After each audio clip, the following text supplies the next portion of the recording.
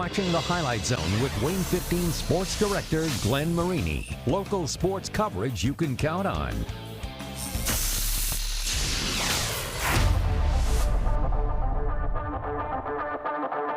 I'm looking forward to just, executing, getting a win. We always say we got to have a great week. Well, we got to have a great week. They have some big run threats. Our run defense is just unstoppable. Well, we know Garrett's pretty physical, so we're going to be more physical. We're up for the challenge. I think our kids know how to handle it.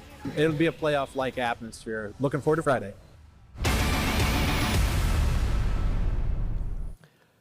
All right, true story here. Ligonier is known as the marshmallow capital of the world. And when it comes to football in Ligonier, we want some more. Tonight's weather notwithstanding, fall normally perfect bonfire weather, right? And the NECC heating up in a big way with two undefeateds going head-to-head. Our man Josh A. joining us with your Highlight Zone Game of the Week. Josh. I thought my dad jokes were pretty bad. Man, well, at 5-0, Garrett's been steamrolling opponents this season. Meanwhile, West Noble hasn't been any slouch either. The 5-0 Chargers winning the NECC Big Division title last year. The Railroaders looking for revenge. The Chargers looking to repeat. It all adds up to Garrett at West Noble, your Highlight Zone Game of the Week. Well, West Noble is led by the longest tenured coach in the 260, Monty Mayhorter, now in year 26 with the program. Meanwhile, Garrett's led by the program's all-time wins leader, Coach Chris DePew. Now, you can definitely say West Noble charging ahead to a hot start right here. First drive for Garrett, and it is interrupted by this tip drill interception. Trevor Steele, absolute nerves of steel to get that ball. West Noble able to capitalize with a field goal on the ensuing drive. And hey, you could say the Chargers hitting all the right notes. They lead 3-0 heading into quarter number 2. Now here is Dustin Richardson. Big run to go inside Garrett territory, but that drive stalls with another West Noble field goal. They lead 6-0 until this. Alex Guzman flipping the game on its head with a 94-yard return for a touchdown on the ensuing kickoff, as Garrett leading 7-6 heading into halftime, and West Noble unable to lock down Garrett in the second half. Third quarter, this is Calder Hefty wrapping up a long drive with a short touchdown plunge, as Garrett now in front 14-6. And Monty Mayhorter and company really struggling to lock down this Garrett defense in the second half. It's Chase Egley with a sack to essentially put this game on ice, and Garrett still unbeaten at 6-0 on the season. They take down West Noble 17-6. Pruitt's been pretty unstoppable this year, and it felt good to, our defense stop him and limit him to what he could do and kind of make them go out of their comfort zone and pass the ball. I think we did a good job against that. Our game plan was good, and we handled business. It was pretty big. I mean, we were down at first. We were going down, but once that happened, we all started to play together. We just came together. Kids stuck with it. We didn't have a very good start. We got a little spark out of a kickoff return, and then found some things in the second half, and defense kept playing. And once we got that 2-score lead, I think it made a big difference for us.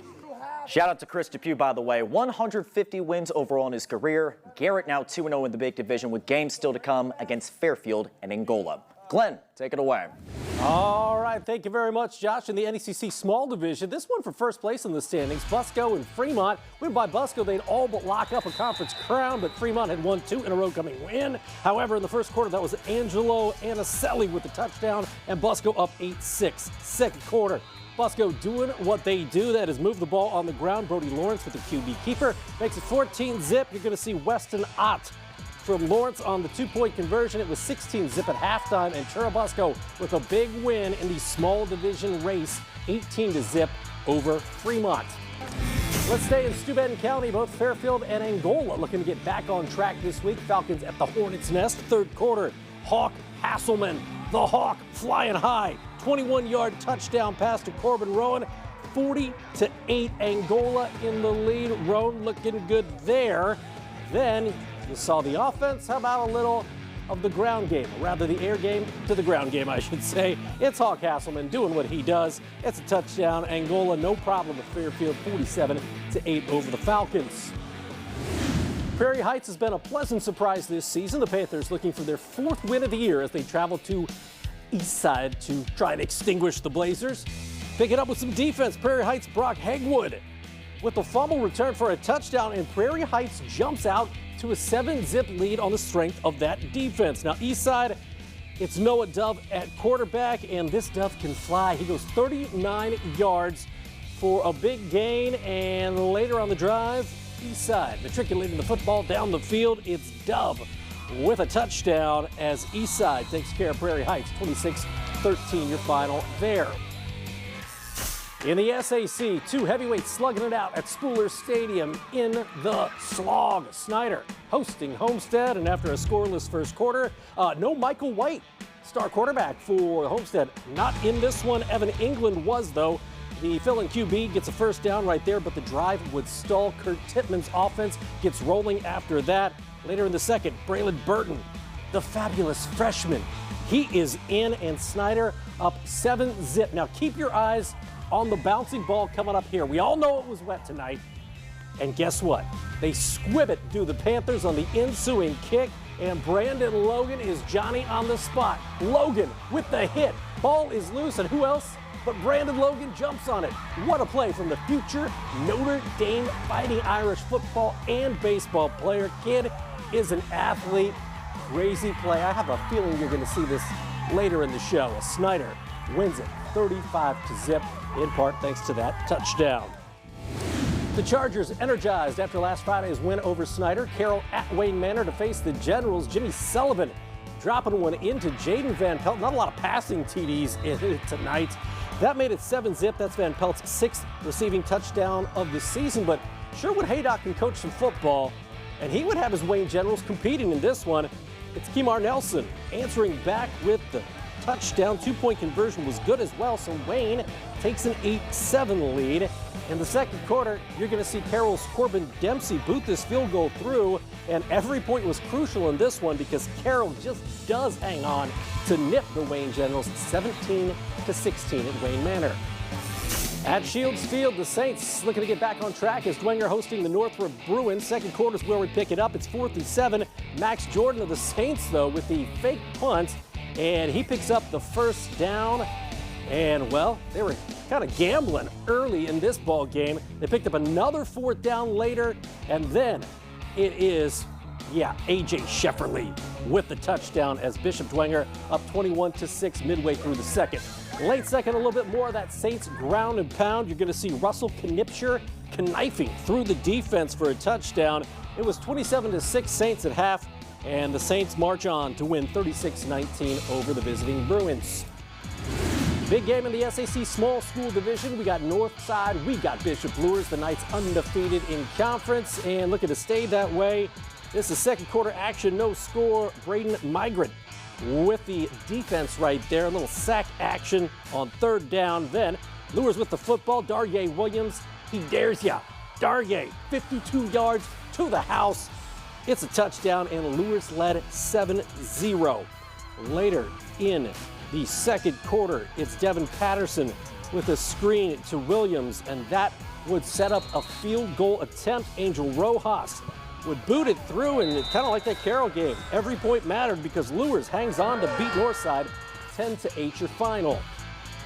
Final stop in the SAC, Concordia and Southside squaring off at Jack Weicker Stadium.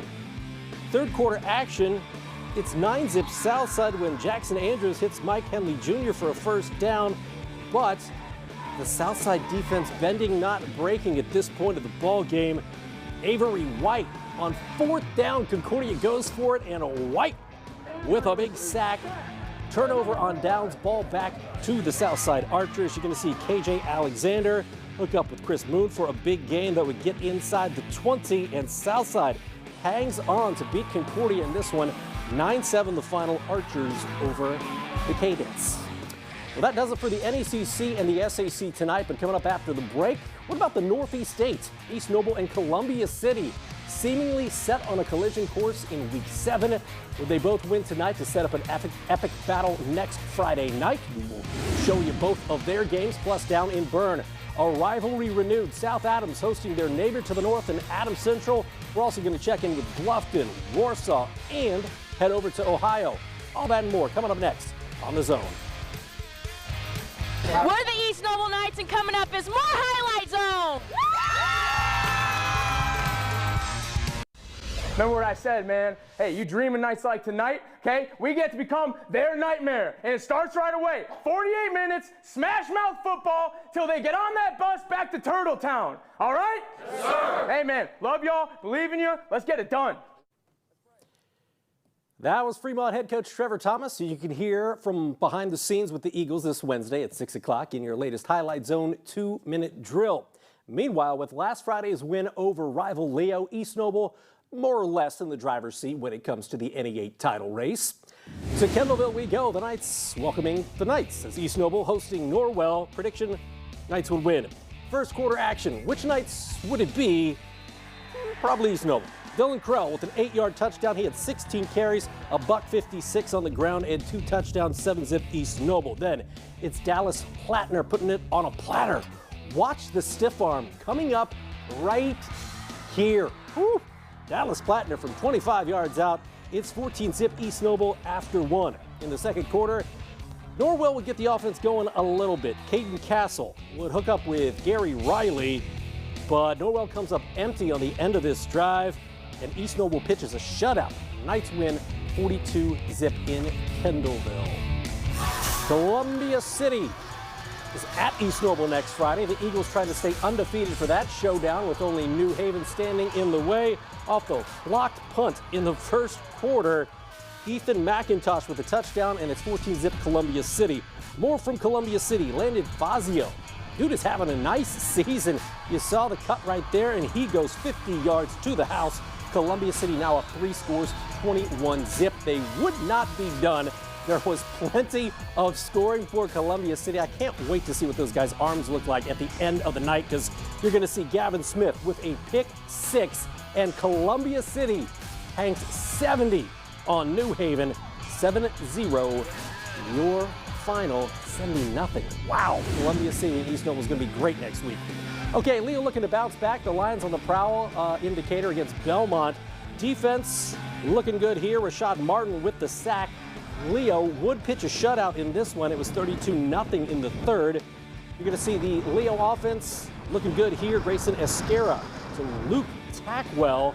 A one-handed reception there. And then it's Esquera marching the Lions down the field looking for Landon Hepner, who scores all kinds of different ways, it seems like, every Friday night. The future Army West Point Black Knight with the touchdown reception. And that would make it 39-0. In the fourth quarter, Titus Stoller in at the QB position. He gets a touchdown as Leo rolls 51-0 over Bellmont. Good matchup at Cecil E. Young Field. 3-2 Huntington North at 2-3 DeKalb. Huntington North going to the air early. This is the second quarter when Tony Decker hooks up with Tatum Brooks.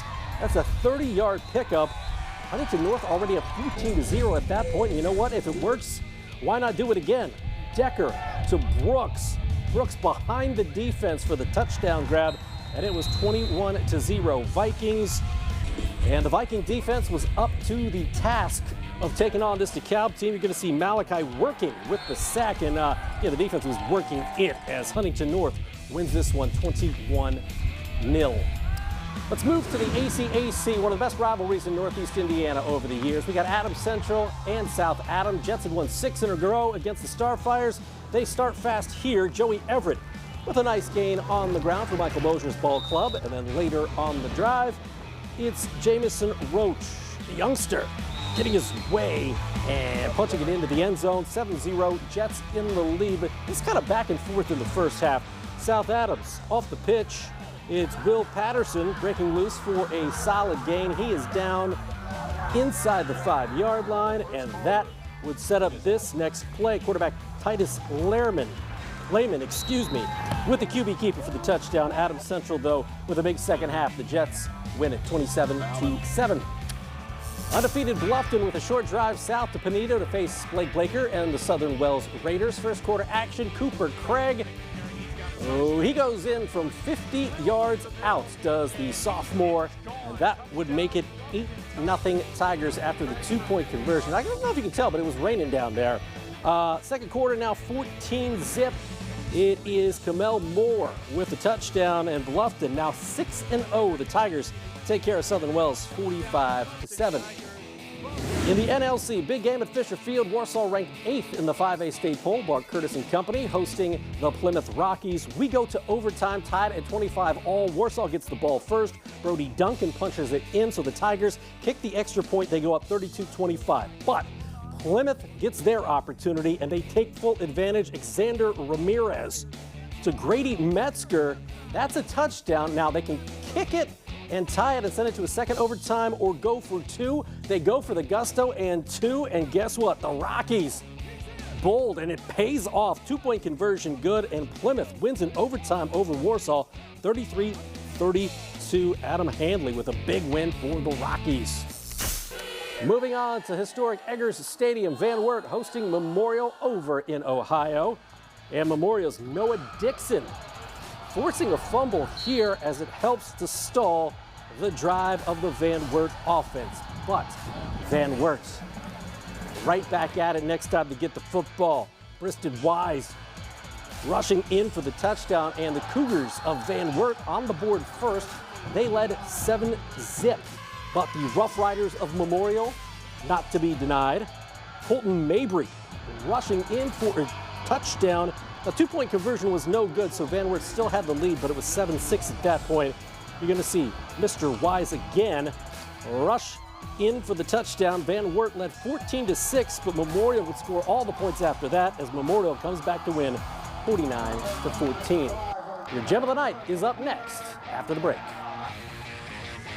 We're the Van Wert Cougars, and we here put in our best effort. Rain don't stop us, wind don't stop us. Let's go Cougars! There's more Highlight Zone after the break. The Highlight Zone, brought to you exclusively by Peter Franklin Jewelers. Get in the zone. We're the Snider Panthers, and we're here for a fight. Welcome back to the Highlight Zone, and here's your Gem of the Night.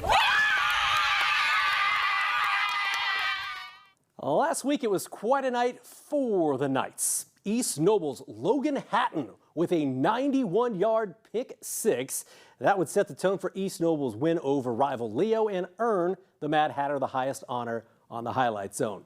As for this week's Gem of the Night, it is brought to you by Peter Franklin Jewelers, and as my good friend Jay-Z once said, you can't knock the hustle.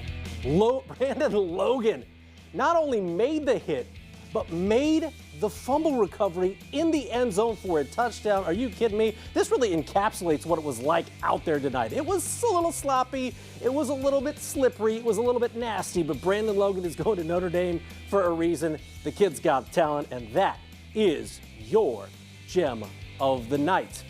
As for next Friday night, it is SAC Rivalry Week. What does it mean? It means Carroll at Homestead, the Battle of the Bishops between Luers and Dwenger, plus the annual totem pole game as Chambers Field will host Northside versus Southside. Meanwhile, in the NA8, you got undefeated Columbia City heading to Kendallville to take on East Noble, while Heritage is at Bluffton in a good one in the ACAC. We'll see you next Friday night right here on Fort Wayne's #1 sports show.